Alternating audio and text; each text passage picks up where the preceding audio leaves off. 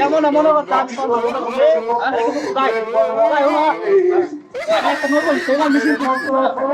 আমার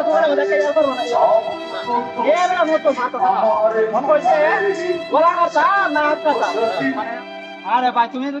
কিটাই লাগাই দিছো আগে কথা বুঝবা এরপরে করবা আর তো আমি আমার মারছো মানে